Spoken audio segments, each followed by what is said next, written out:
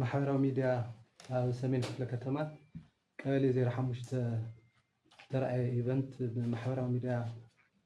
መርበብ ይተሓላለፍ ነይሩ። ኣብኡ ዝተረኣየ ኬዝ ሓቅታቱ እንታይ እዩ ንምንታይ ከምኡ ኮይኑ ተፃሪዩ ከንታይ ተረኺብዎ ዝብል ሕቶ ምሕታት ትኽክል እዩ። ከም ከተማ ምምሕዳር ኩነታት ከጋጥም ከሎ ጉጅለ ጣሽና ኢና ሰዲድና ንምንታይ እዩ ከምኡ ኮይኑ እንታይ እዩ መበገሲ ፀገሙ ናይቲ ፀገም መንስኤ ከንታይ እዩ ዝብል ክንርኢ ፈቲሽና ኢና። ዝፈለናዮም ተሓታትነት ክነረጋግፀሎም ዝግበአና እውን ኣብ ከይዲ ምውዳእ ዘሎ ኣለዉ። እቲ መሰረታዊ ትሕዝትኡ ግን እቲ ኣጀንዳናስ እቲ ዓብዪ ኣጀንዳስ እንታይ እዩ መሰረታዊ ትሕዝትኡ ከም ተጋሩ ዘለናሉ ኩነታትስ እንታይ እዩ መሰረታዊ ትሕዝትኡ ከም ተጋሩ ዘለናሉ ኩነታት ንምፍታሕ ኣብ ንገብሮ ቃልሲ እንታይ ዓይነት ቻሌንጅ የጋጥመና ኣሎ ቻሌንጅ ንሱ ካበይ እዩ ዝብገስ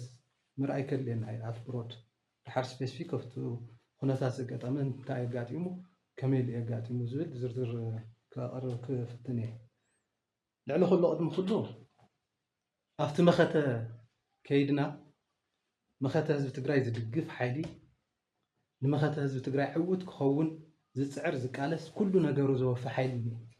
ኩሉ ነገሩ ሂወቱ ንብረቱ ኩሉ ምሉ ትግራይስ ነቲ በፂሕዋ ዘሎ ሓደጋ ነቲ ዘላትሉ ሓደጋ ብመሰረቱ መፍትሒ ክረክብ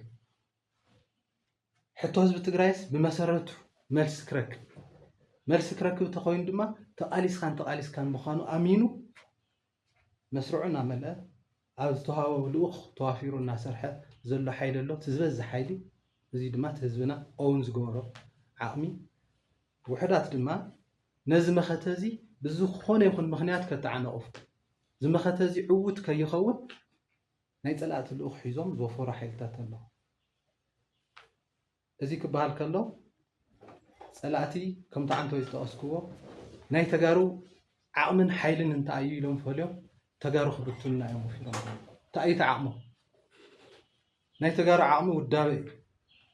ኣብ ውዳበታትና ይኣትዩ ኣለዉ። ናይ ተጋሩ ዓቕሚ ትካላትና እዩ ኣብ ትካላትና ይኣትዩ ኣለዉ። ኣብ ትካላት ሃይማኖት ይኣትዩ ኣብ ትካላት ውድብ ይኣትዩ ኣብ ትካላት መንግስቲ ይኣትዩ ንዝሓለፈ እዋን እውን ኣብ ትካላትና ኣትዮም ከመይ ኢልና ብግዜያዊ ምምሕዳር እናተመራሕና ፀኒሕና ኩሉ ሲስተምስ ሎስት ጌርና ኣብ ምንታይ ኩነታት ከም ዘለና ንፈልጥ ኢና። ስርዓት ዝበሃል ጠፊኡ ተሓታትነት ጠፊኡ ናብ ዘየድሊ ሕቱኽቱ ናብ ዘየድሊ ኣጀንዳ ኣቲና 3 ዓመት ምንድር ኢና እየ ናይ ፀላእትና ድሌት እዚ ኣብ ትግራይ ስርዓት ከይህሊ ኣብ ትግራይ ተሓታትነት ከይህሊ ኣብ ትግራይ ድልዱል ውዳበ ከይህሊ ህዝብስ ዝተበተነ ህዝቢ ኮይኑ ከለላ ክኾኖ ዝኽእል ውዳበ ትካል ከድሕኖ ዝኽእል ውዳበ ትካል ከይህሊ ቀትርን ለይትን እዮም ዝሰርሑ ዘለዉ። እዚ ስራሕ እዚ መስቲ ሕዚ ዘጋጠመ ኣተሓሒዝና ክንሪኦ ማለት እዩ። ሓንቲ ናይ መኸተ ቁልፊ ኣጀንዳና እታ ምስላፍ እያ። ምስላፍ ንመኸተና ዘለዎ እጃም ብፅሒት ትፈልጥዎ ኢኹም ኣብ ዝሓለፈ ቃልስና ኣብ ዝሓለፈ እቲ ናይ ጆኖሳይዳዊ ፅንተት ኩናት ከመይ ከም ዝመከትናዮ ከመይ ሰሊፍና ህዝቢ ዕሲልና ከም ዝመከትናዮ ትፈልጡ ኢኹም። ናይ ምስላፍ መደበና ድማ ፍፁም ዲሞክራሲ ብዝኾነ ምትእምማን መሰረት ዝገበረ ይኽድ ዝብል መንግስትን ውድብን ኣንፈት ተቐሚጡ ይምራሕ ዘሎ እዩ። ኣብዚ ዝኾነ ይኹን ዓይነት ፀቕጢ ዝኾነ ይኹን ዓይነት ፀረ ዲሞክራሲ ተግባራት ከይህሊ ኦሪንቴሽን ተዋሂቡ እዩ መምርሒ ወፂኡሉ እዩ ስልጠናታት እውን ተዋሂቡ እዩ ግንዛበታት እውን ተፈጢሩ እዩ ዝኾነ ይኹን ህዝቢ ትግራይ ኣብ ታሪክ ቃልሱ ኣገዲድካ ይተቃልሱ ኣገዲድካ ይተጋድሎ መጋደሊ ዕላማ እዩ ዝደሊ ህዝቢ ትግራይ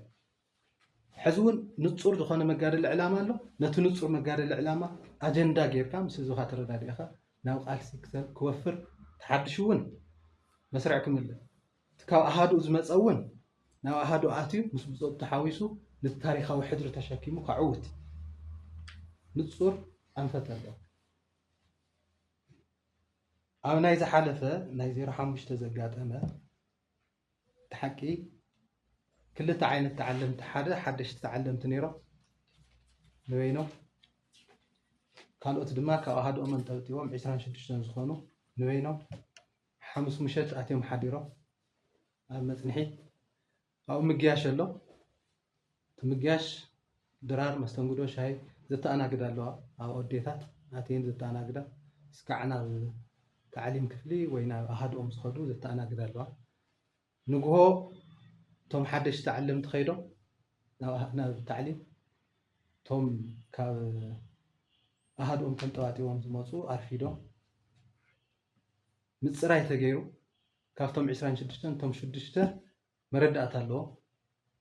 كخدو زي يخلو مخانم ترغاغيصو ናብ ህዝቦም ናብ ስድሮኦም ክምለሱ ተገይሩ ቶም 20 ናብ ኣሃድኦም ክምለሱ ስለ ዝግባእ ኦርኔሎም ተመሊኡ ፕሮፋይሎም ተታሒዙ ናብ ክኸድዎ ዝግባእ ናብ ቤተ መንግስቲ ኣርማ 22 እዩ ዝርከቦም ናብ ክኸዱ ኣብ ምስፋር ናሃለየ ብደገ ብዝተቐነባበረ ኣጀንዳ ዝረኽቦ ኩነታት ተፈጢሩ እዩ ኣብዚ حديرهم يو أرفيدهم يو تأنا جدهم أرفيدهم يو أرفيدهم نامكينا سافر خلوا بدقة خوينهم أوركسترا يسدور وتا أجندة عنتوي تقصوا أكان نايت مختنا مدخل تمختنا سندحريت نايم بلاس تمختنا نايم مصلا كافت مصلا مبيلكا كركب زخيل ولك أو راحة نوع قديمكا ناي هزب تقرأ أجندة ناي واقع داقا مقرا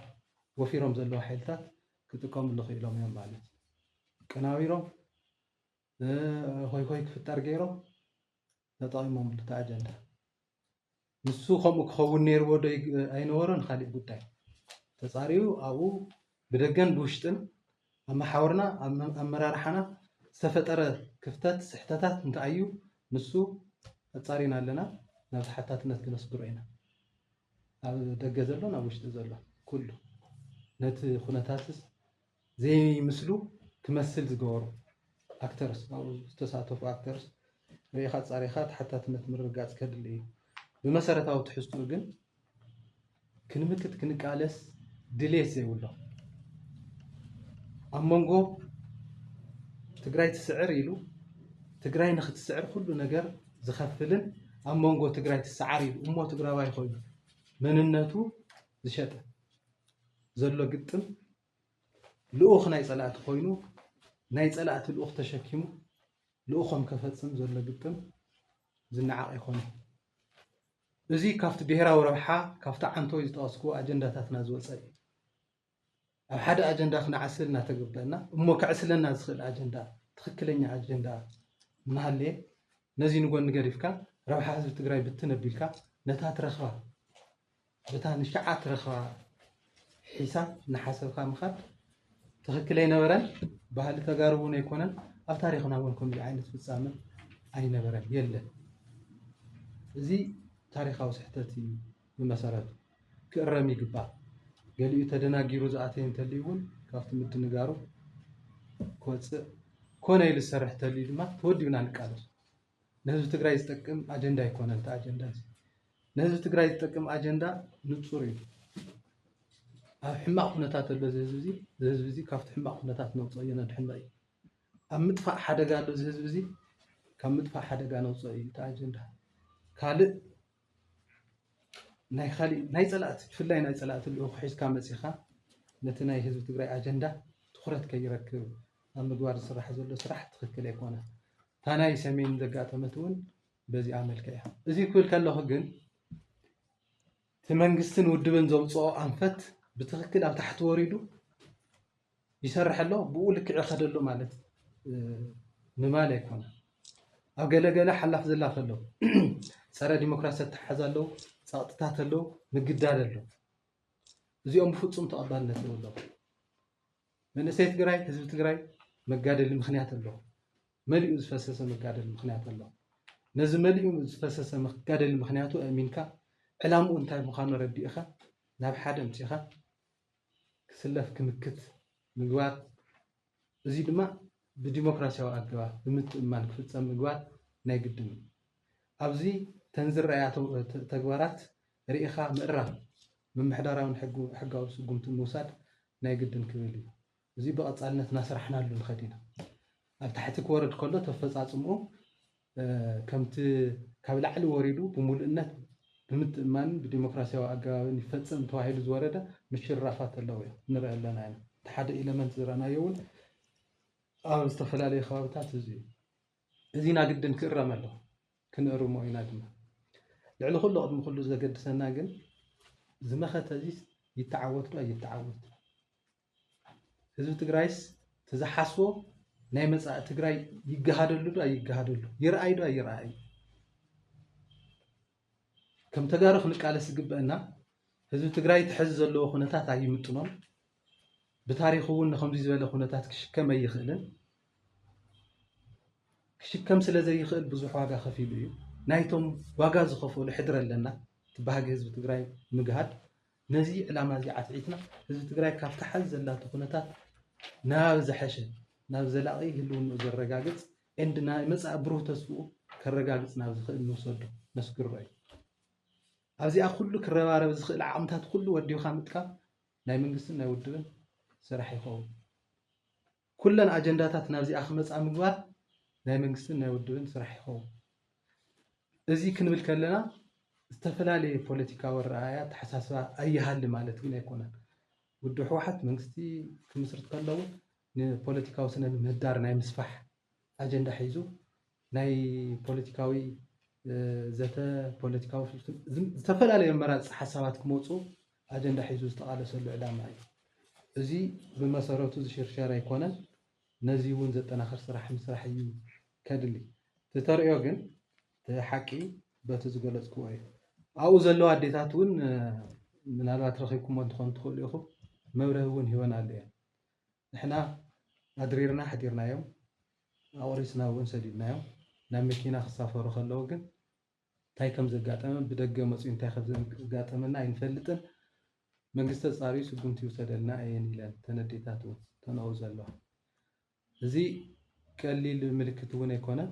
ውሽጥና እውን ክንርኢ ኣብ ውሽጥና ዘሎ ፀገማት እውን ክንፍትሽ ፈትሽና መኣረምታታት ክንወስድ ኮነ ኢሎም ናይ ህዝቢ ትግራይ ኣጀንዳ ክዕፀፍ ዘይሽምኩ ዝንቀሳቀሱ ዘለዉ ሓይልታት እውን ኣደብ ክገብሩ ክመሃሩ ክንመሃሃረሉ ክንመኻኸረሉ ኣብ ናይ ህዝቢ ትግራይ ኣጀንዳ ሓቢርና ንቃለሰሉ ዕድል ክንፈጥር ከም ከተማ ምሕዳር ምስራሕ ኢልና ኣለና እቲ ኩነታት ግን ነዚ ዝመስል ማለት እዩ